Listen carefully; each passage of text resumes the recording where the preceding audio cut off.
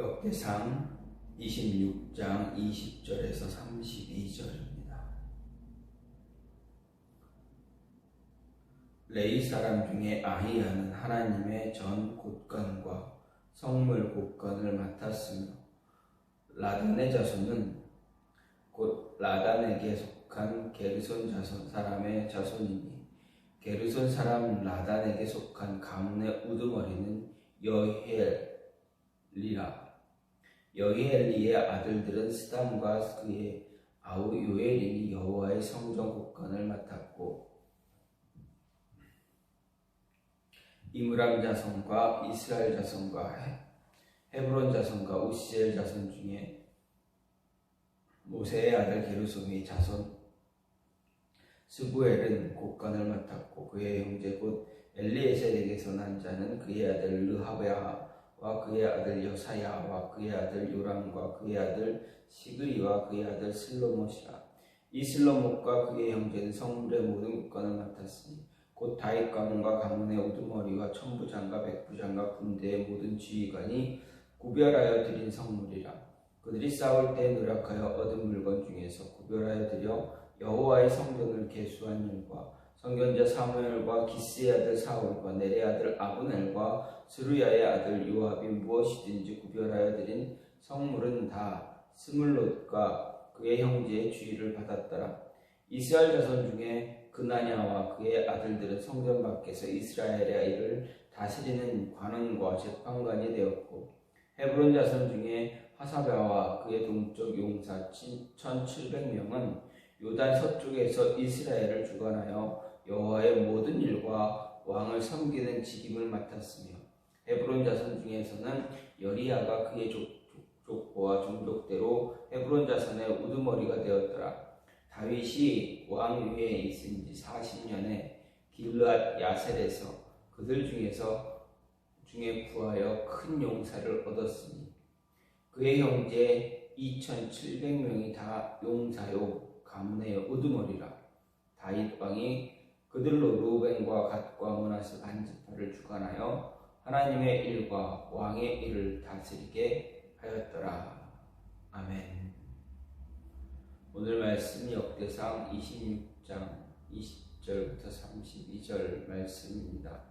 오늘 말씀은 다윗이 레위인들에게 찬양단과 성전 문지기의 직임을 부여한 일과 더불어서 이제 성전과 성물 창고를 담당해야 하는 레위인을 임명하는 과정, 그리고 기타 다른 주요 레위인 공직자를 임명하고 있는 그러한 사실이 기록되어져 있습니다. 먼저 20절부터 28절은 성전 창고와 성물 보관 창고 담당자의 명단을 기록하고 있습니다. 이 부분의 기록에 의하면 성전 창고는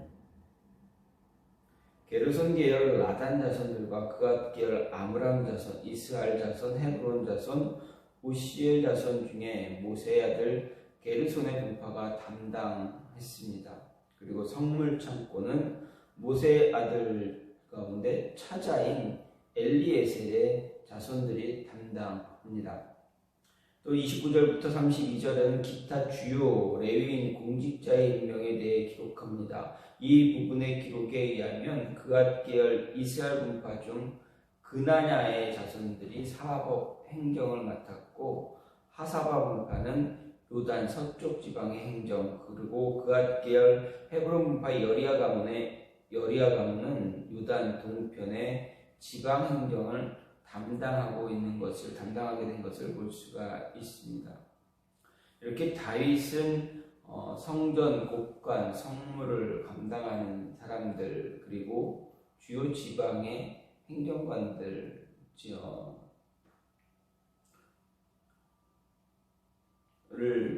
직임을 맡은 공직자들을 이렇게 선출하고 있는 것을 볼 수가 있습니다.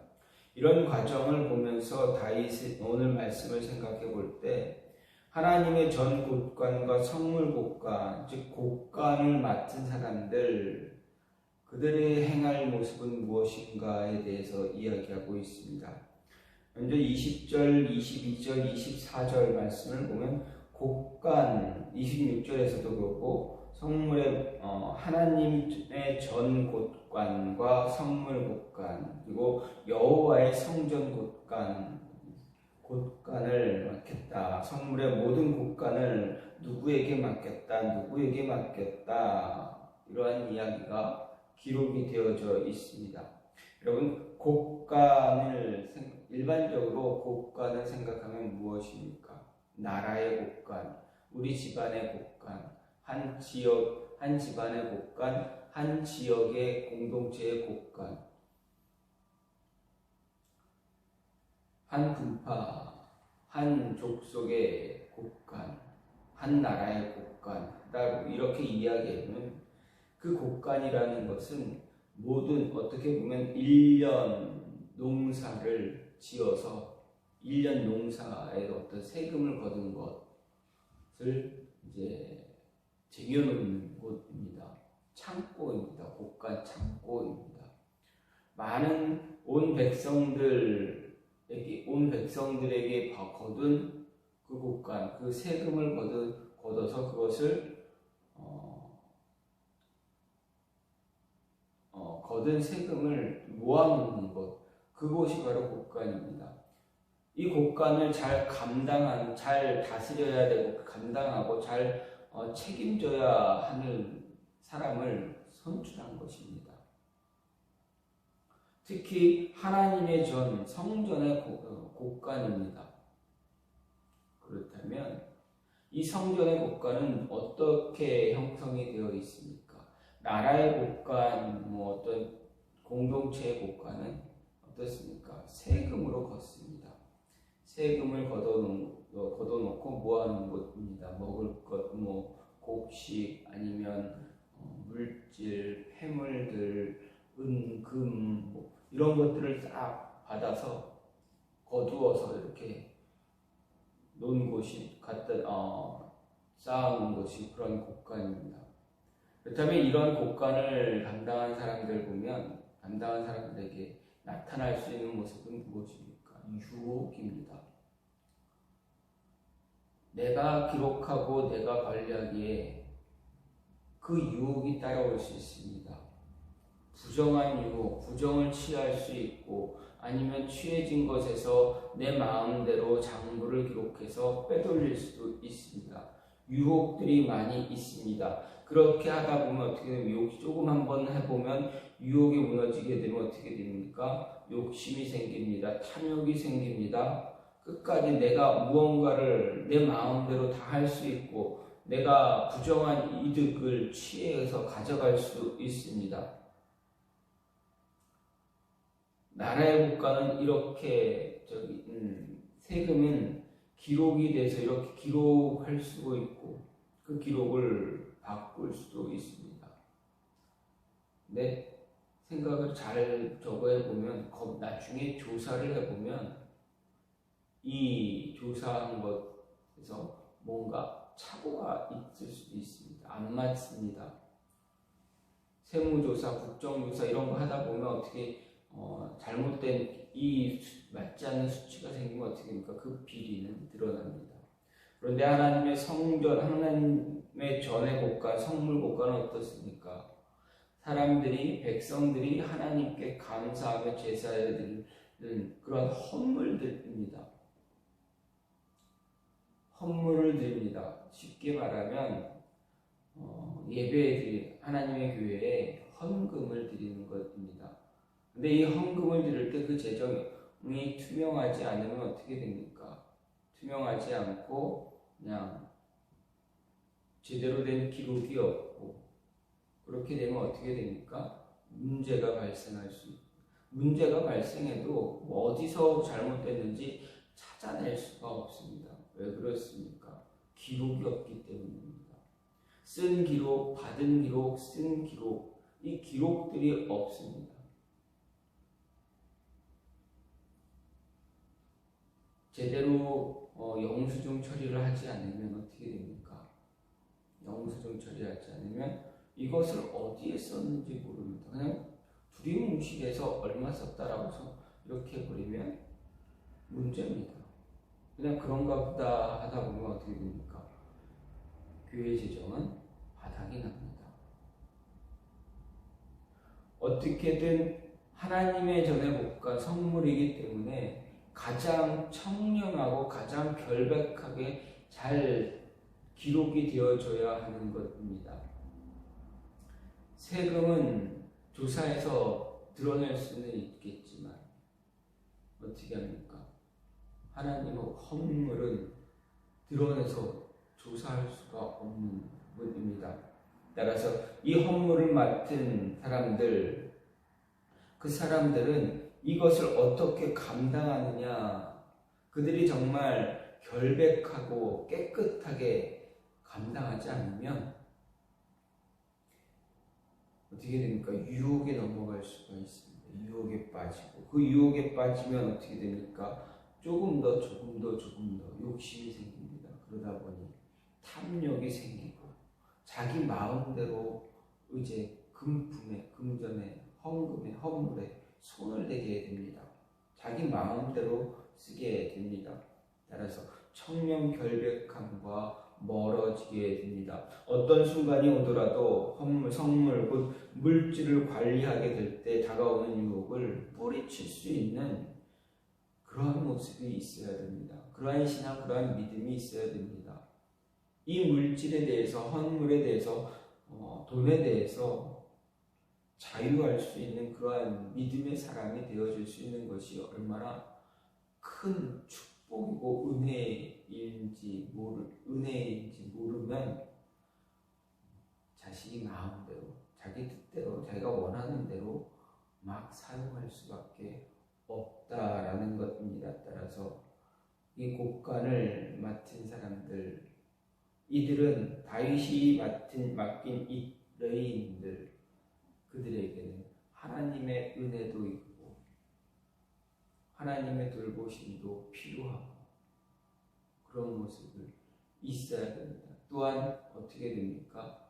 그 모습을 가질 수 있게 달라고, 유지할 수 있게 달라고 간절히 기도해서 정말 자유할 수 있는, 유혹에 넘어가지 않고 자유할 수 있는 모습이 있어야 한다라는 것입니다.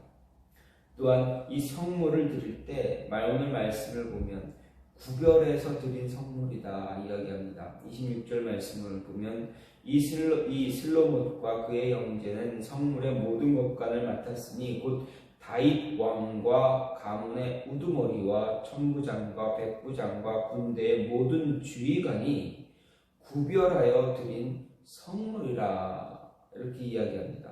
구별해서 드렸다라는 것입니다. 또 27절에서도 그들이 싸울 때 누락하여 얻은 물건 중에서 구별하여 드려 여호와의 성전을 계수한 일과 선견자 사무엘과 기스의 아들 사울과 넬의 아들 아브넬과 수르야의 아들 요압이 무엇이든지 구별하여 드린 성물은 이렇게 기록합니다. 즉 그 예물을 드렸던 사람들, 드린 예물들은 구별해서 드렸다라는 것입니다. 다시 말하면 하나님께 드려지는 성물은 내가 구별해서 드릴 수 있는 모습을 가져야 한다라는 것입니다. 즉 성물은 언제나 구별되어져 드리는 그 모습을 가져야 한다. 그냥 대충 아무거나 아무렇게나 있으니까 있는 것 중에 하나 이렇게 하는 것이 아니라 가장 좋은 것으로, 가장 기쁜 것, 하나님이 가장 기뻐하는 것으로 드릴 수 있어야 합니다. 이것을 구별하여 드릴 때 그 마음은 어떻습니까? 하나님을 향한 마음이 더 많습니다. 하나님을 향한 그 마음이 커지고 커져야 미리 준비하고 미리 더 좋은 거 구별하고 그렇게 됩니다. 그래서 하나님께 드려지게 됩니다. 하나님은 이러한 모습을 더 기뻐하신다라는 것입니다. 구별하여 드린 성물을 하나님은 기뻐하시고 그러지 않은 성물 하나님이 기뻐하지 않으신다라는 이야기, 말씀을 우리는 잊지 말아야 합니다. 그래서 우리가 어떤 상황에 주어지든 늘 하나님의 것을 먼저 구별할 줄 아는 그러한 모습, 그러한 훈련이 필요하다라는 것입니다. 하나님은 우리에게 많은 것을 허락해 주십니다. 우리가 살아갈 때 이러한저런 어떤 1년의 소득을, 어떤 월간 소득을 갖고 어떤 뜻하지 않은 소득을 얻게 됐을 때, 은혜를 통해서 하나님의 도우심 통해서, 인도하심 통해서 어떤 이러한 구별된 어떤 이러한 소득을 얻게 됐을 때, 우리는 그 얻은 소득에 대해서 분명 하나님이 우리에게 주신 것이기 때문에 안 주셔도 뭐 할 말은 없는 거 아닙니까? 모든 것이 다 하나님의 것이었는데 우리에게 잠시 어느 정도 조금씩 맡기신 것입니다. 그렇다면 그 가운데서도 구별해서 하나님께 드릴 수 있는 그 모습이 우리에게 필요하다. 하나님의 자녀된 우리에게 필요한 모습이다라는 것입니다. 생각해 보십시오. 인류의 최초 예배자들 누구입니까?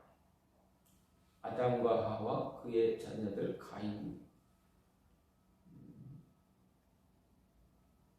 가인과 가인의 동생이 누구입니까?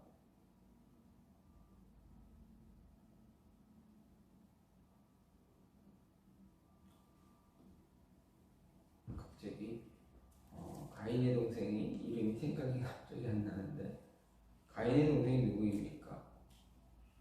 창세기 잠시 보게 되면